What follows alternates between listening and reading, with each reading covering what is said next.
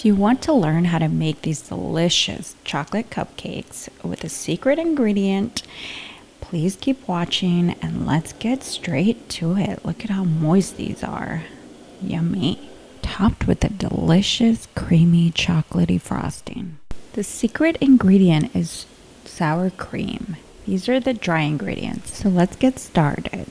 We're going to mix our sugar, our cocoa powder, and then we're going to get our baking soda, and we're going to get our salt, and we're going to give this a really good whisk just to make sure that all the clumps of the cocoa powder are really well dissolved.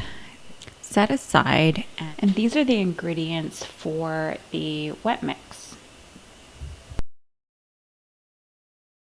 With the wet mix, we're going to get the sour cream, and then we're going to get 1 egg, and we're going to crack it, and we're going to put a little bit of vanilla, 2 teaspoons, and we're going to give that a really good whisk just before we add the rest of the bulk wet ingredients. We don't want to make a mess with everything. It can get pretty messy, and I just want to ensure that the egg is fully combined. So now I'm going to add the canola oil or whatever neutral oil you would like, and we're going to add the coffee, hot coffee preferably, and the vinegar, and we're going to give that a really good whisk.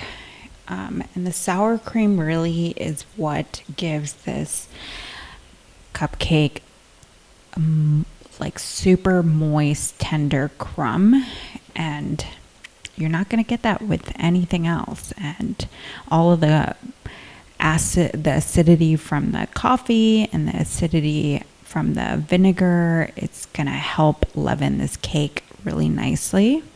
So I'm pouring my wet ingredients over my dry, and I'm just giving it a good mix, ensuring there are no clumps. We are now ready to scoop them. I'm using a 1/4 cup to fill the cupcake liners. Just fill them up 3/4 of the way up and bake at 350 for 18 to 20 minutes. Next, let's get started with our silky smooth chocolate buttercream. Melt chocolate set aside. For the sugar mixture, pour water and sugar in a small saucepan. You're going to bring this up to a medium-low heat. Before you do that, ensure all the sugar is dissolved. Using a small spatula, if you see any sugar granules going on the side of the pan, use a wet pastry brush to wipe it down. This will ensure that your sugar mixture doesn't crystallize while it's cooking. And this is a really important step for you guys to follow. While the sugar mixture is cooking, pour your eggs into a mixing bowl using a whisk attachment. And we're going to whip this up. Mix on medium-high speed until bright pale yellow and the volume has tripled in size. When the sugar reaches 240, remove from heat. In a slow, steady stream, pour the sugar mixture over the egg mixture through the edge of the bowl. This will ensure that the sugar doesn't crystallize. When your egg sugar mixture has tripled in volume and the bowl is slightly cool to the touch, then you're ready to start putting in your butter. Room temp butter, guys. You want to pour this in 2 tablespoons at a time.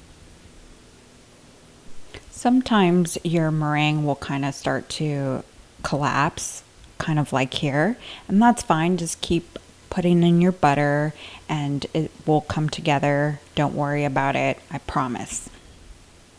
All our butter is in and our buttercream is silky and smooth. We're going to put the salt and we're going to add the vanilla extract. Just lower the speed. You don't want the vanilla everywhere. Mix until combined. We are now ready to add our cold chocolate into the buttercream. I usually mix it around a little bit before I put it back into the mixer, and Mix for about 1 minute, just until combined. And we're ready to use a paddle to smooth it out, 2 to 3 minutes. This buttercream is silky, chocolatey, light, and airy. The best chocolate buttercream. And now we're ready to pipe our cupcakes. We will be doing 3 versions. For our first version, I'm using a round tip, and I'm applying pressure in the center of the cupcake and creating a swirl.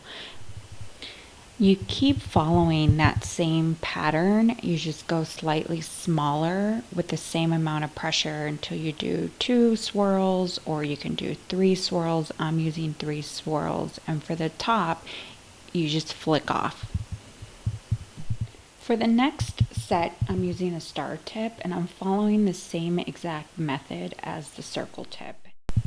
They're looking so cute. And for our final one, we're going to use the star tip, and I'm going to use the 127 tip, and you're going to pipe a small rosette to the side, and you can just squiggle a line. You're applying the same type of pressure, and you just move it side to side, and you're done. And we're ready for some sprinkles. You don't have to use sprinkles. You can eat them like this. You can pipe them one way. There's no right or wrong way to do cupcakes. I'm using chocolate sprinkles and rainbow nonpareils. But thank you for watching. I hope you try this delicious cupcake. Let me know what you think in the comments below, and I will continue to post recipes.